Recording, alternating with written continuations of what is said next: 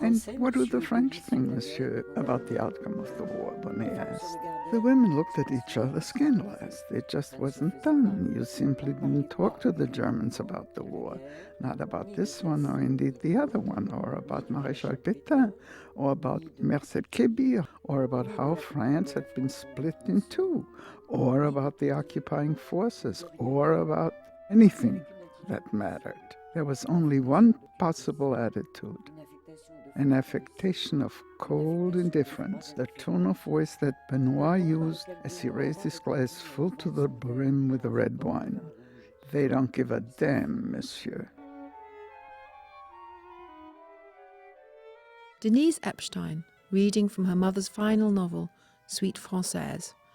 It's thanks to Denise, who discovered her mother's last manuscript, that Irene Nemirovsky's voice, silenced at Auschwitz, can be heard again. Irene was the daughter of a wealthy Jewish Russian banker.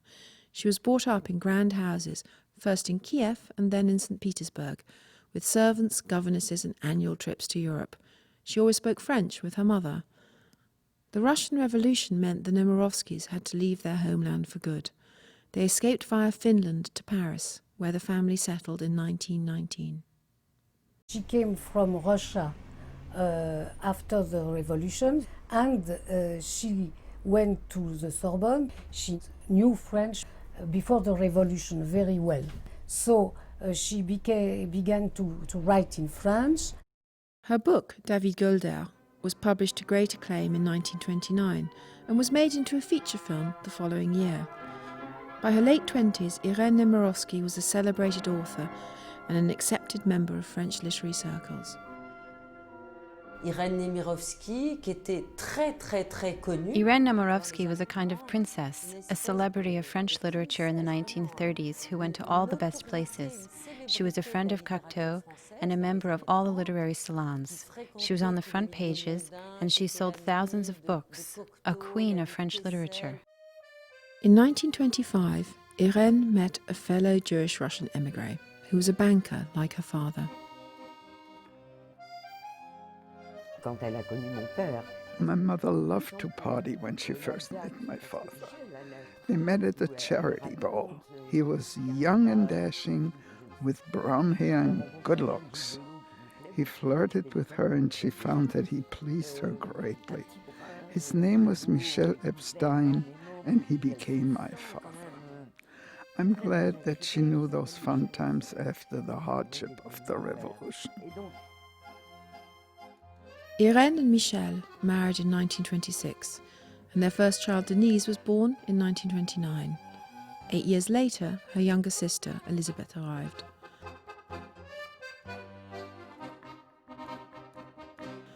At the family's apartment on the left bank, they enjoyed a life of privilege. All the while, Irene continued to work on her novels. Elle travaillait énormément. She worked all the time from morning to night. She worked so much. Her hands were always busy. Writing. She did not take care of us on a day-to-day basis. For that, we had our nanny and our nurse. I can't say I have memories of her as a housewife. My mother was always writing. She was a very modest woman. She always dressed very simply, in brown and beige. She didn't wear jewelry, and I don't remember her wearing any makeup. She no longer wore the elegant clothes she wore before she met my father. Once she married him, she dedicated herself to two things, the family and writing. Denise and her sister were unaware that their charmed life was about to end. The storm clouds of war were gathering, and anti-Jewish feeling was on the rise. Irene decided she needed to do something to protect her family. And then, one beautiful day in 1939, I was told that the next day we would go to a chapel and be baptized Catholic. Why, I don't know. It was an age and a milieu where children did not ask their parents too many questions. When the war started, she and my mother talked about the predicament of the Jews. Madame Nemirovsky said it wasn't possible that people would be murdered. That would never happen. but my mother told her to go, to leave France, and her friends told her to go to the US. But she wouldn't. She could not believe anything bad would happen. When war was declared, the Epstein family were at the seaside. They soon returned home. Irene sent her children to their nanny, Cécile Michaud's childhood home in the village of Issy-l'Évêque in the remote Burgundy countryside. Denise and Elizabeth lived with Cécile's family. The class register for those years shows the names of both girls as they attended the local school. In 1940, Irene and her husband joined them in Issy-l'Évêque. They stayed at the Hôtel des Voyageurs, living side by side with the occupying German officers of the Wehrmacht. At that time, we did not have a house, so we shared the same hotel as the Wehrmacht and were on perfectly cordial terms with them. At the hotel, my father was bored, so he played billiards with the German officers. He was the only one in the village who could speak German, and he acted as their translator. They sought refuge at the hotel. Mr. Epstein had worked for a bank in Paris, but had been let go. Madame Epstein wrote while Denise and Elizabeth played with their governess. She wrote either in the countryside or at a table near the window of the hotel dining room, with Elizabeth at her feet while Denise was at school. I lived a very happy period because my parents were always there. I played with the village children and tried candy that was forbidden to me in Paris. I remember my first licorice reel. These memories of a happy childhood helped me to confront the later misery. The whole family moved into a large house where Irene wrote for Paris magazines in order to make ends meet.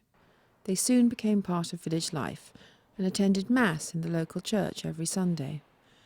The new Vichy laws, however, meant that the girls and their parents had to wear the yellow Star of David that marked them out as Jews. One morning I was told, "From now on, darling, you'll have to wear this star, and you'll have to make sure that you never take it off in public and that it's always visible." Everyone knew they were Jewish, but nobody denounced them. They had to register themselves at the town hall. They wore the yellow star, as all Jews had to wear the Star of David, with that exception. But we never paid much attention to it. Everyone knew that the Germans were looking for Jews, and they were the only Jews in Issy-l'Évêque. Irene sensed time was running out. Every day she walked in the woods, where she'd sit and write page after page in her notebook, trying desperately to finish her final novel.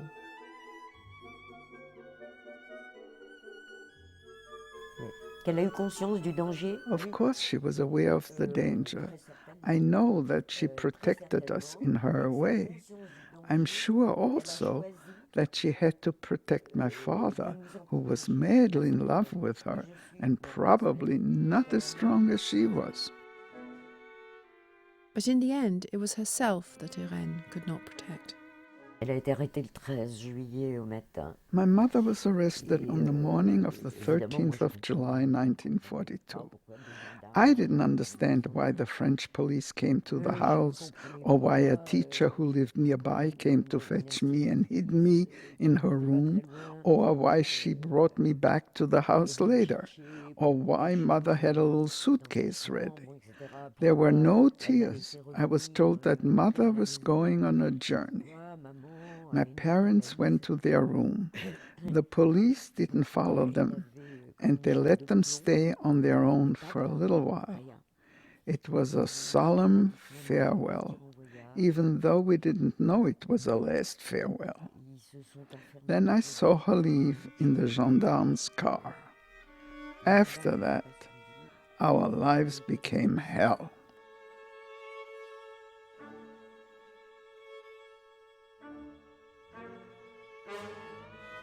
Aged just 13 and 5, the girls didn't know their mother had been taken first to the French camp of Pithiviers and then to Auschwitz, where she died of typhus a month later. Family life fell apart. My father was furious at the first meal after she left. because the cook had not set her place. He broke everything and insisted that her place was set at every mealtime. I did not recognize in this man my charming father, who taught me to sing and dance, who taught me the songs of Miss Tanguette and Josephine Baker. He forbade us to smile and exiled us to the upper floor. He did nothing but retreat from the world and started to drink, which is something I will never ever reproach him for. In an instant, our happy family life was brutally torn apart, and in the village, no one said a word. That October, their father Michel was also arrested at their home in Issy-l'Évêque. He was sent to the gas chamber upon arrival at Auschwitz. He had left one thing behind, a suitcase that belonged to Irene.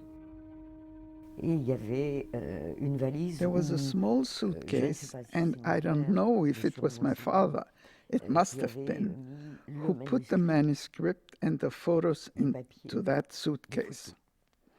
It was simply there at the house. So when we left, it was a reflex. It was my mother's. So I took it with us. The girls themselves escaped deportation after a German soldier took pity on them because they reminded him of his children back home. At great risk to herself, their nurse ensured they survived by hiding them deep in the French countryside, in convents and cellars. Through it all, Denise never let her mother's suitcase out of her sight. Denise always thought that she'd see her mother again. That's why she kept the manuscript.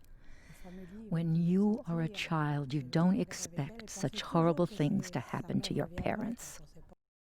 After the war finally ended, Denise and her sister returned to Paris and began the desperate search for their parents. It took a long time to accept the truth. We went to the Gare de l'Est train station. I saw the first trains with the deported returning to Paris. It was a shock. I said to myself, if she's on one, I will never recognize her, and I fainted at the very idea. My sister and I also went every day to the Hotel Lutetia with a placard bearing her name, hoping against hope that she might be alive.